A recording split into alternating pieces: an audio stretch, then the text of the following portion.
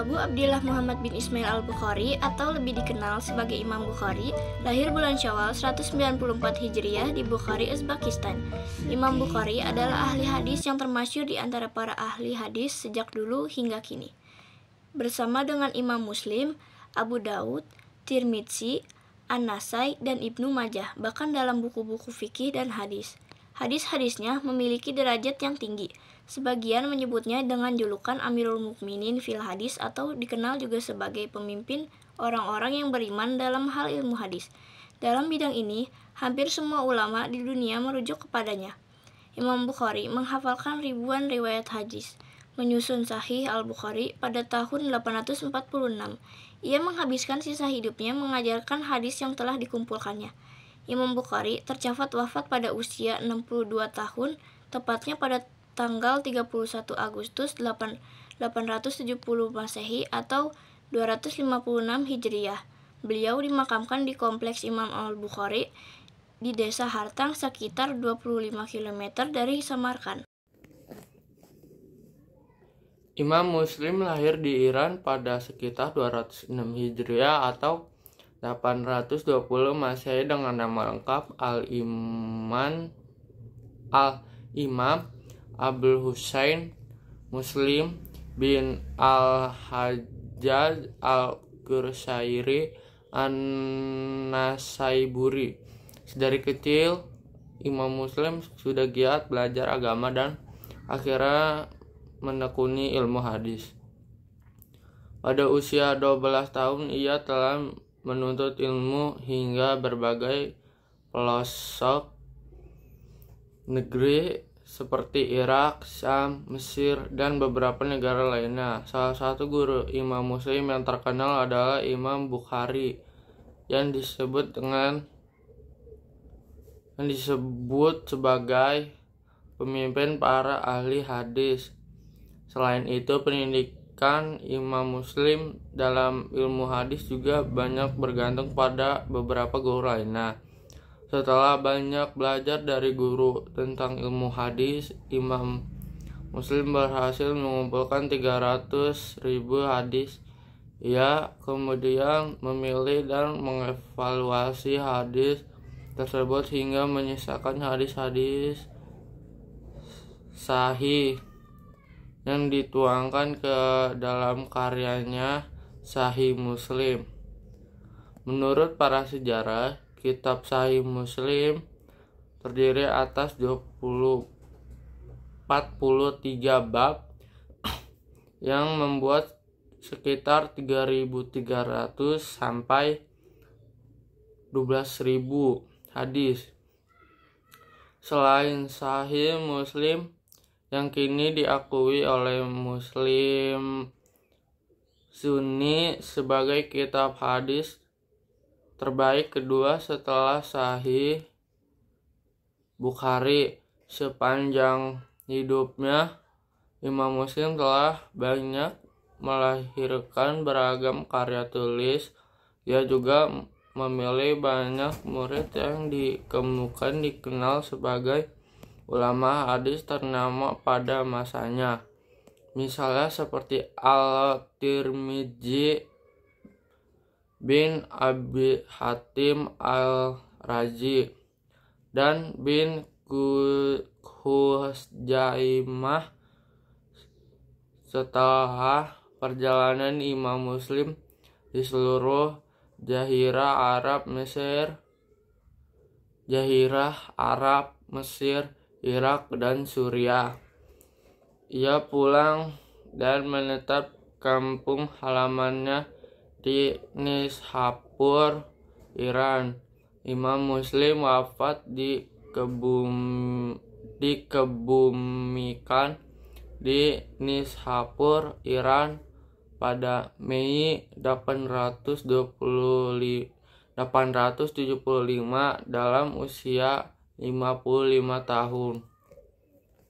Nama Imam Al-Hafiz Abu Isa Muhammad bin Isa bin Saurah Musa bin Ad-Dahak As-Sulam At-Tirmizi, salah seorang ahli hadis kenamaan dan penulis berbagai kitab yang masyhur di kota Tirmizi.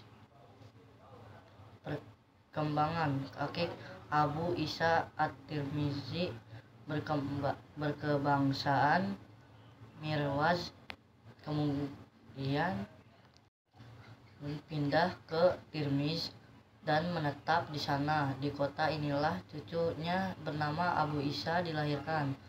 Semenjak kecilnya Abu Isa sudah gemar mempelajari ilmu dan mencari hadis. Untuk keperluan inilah ia mengembara ke berbagai negeri, Hijaz, Irak, Khurasan, dan lain-lain. Dalam perlawatannya itu ia banyak mengunjungi ulama-ulama dan guru-guru hadis untuk mendengar hadis yang kemudian dihafal dan dicatatnya dengan baik. Di perjalanan atau ketika di suatu tempat, ia tidak pernah menyia-nyiakan kesempatan tanpa menggunakannya dengan seorang guru. Di perjalanan menuju Mekah, kisah ini akan diuraikan lebih lanjut.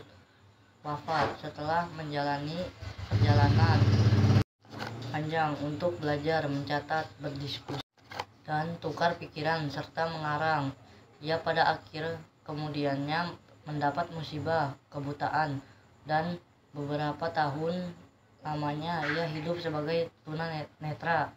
Dalam keadaan seperti inilah akhirnya At-Tirmizi meninggal dunia. Ia wafat di Tirmizi pada malam Senin 13 Rajab tahun 279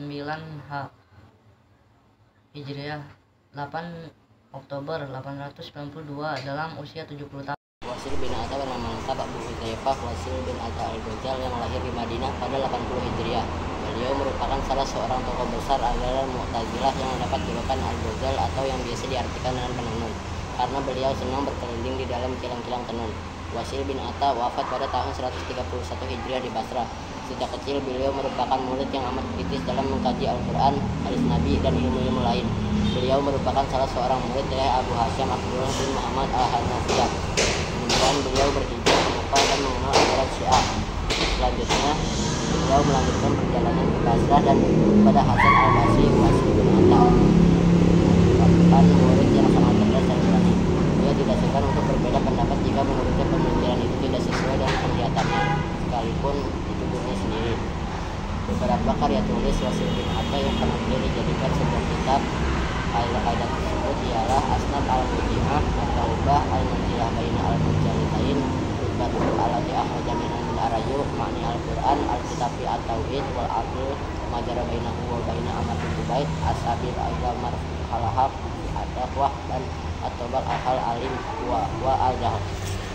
Hasan al-Asy'ari lahir di Baca pada sekitar tahun 804 Masehi dan meninggal di Baghdad pada tahun 936 Masehi. Di masa mudanya dia belajar kepada ayah tiri sekaligus gurunya Ali al-Jubai, seorang tokoh Mu'tazilah di masanya. Tidak heran bila pada masa mudanya Al-Asy'ari meyakini doktrin Mu'tazilah. Namun sebagaimana menurut sumber-sumber klasik, saat berusia 40 tahun diberitakan dia bermimpi bertemu dengan Nabi Islam Muhammad sebanyak 3 kali pada 1 bulan Ramadan. Dalam sumber klasik itu diceritakan saat pertama kali mimpi bertemu Nabi Islam Muhammad memintanya untuk tidak pernah meninggalkan tradisi sunnah yang datang dari dirinya. Saat terbangun dirinya pun menjadi khawatir karena beberapa pandangannya bertentangan dengan ucapan Muhammad. Selang 10 hari dirinya bermimpi dan Muhammad kembali memintanya untuk tidak pernah meninggalkan sunnah-sunnahnya. Kejadian kedua itu membuatnya meninggalkan ilmu kalam dan hanya mempercayai hadis. Namun pada malam 27 Ramadan dirinya kembali bermimpi bertemu Muhammad, dan kali ini Muhammad mengatakan kepadanya bahwa ia tidak memintanya untuk meninggalkan ilmu kalam, tetapi hanya memintanya untuk mendukung sunnah-sunnah yang datang dari dirinya. Dalam kitab Tabyin Al-Muftari karangan Ibnu Asy-Syakir terdapat kisah mimpi perjumpaan Al-Asy'ari dengan Muhammad.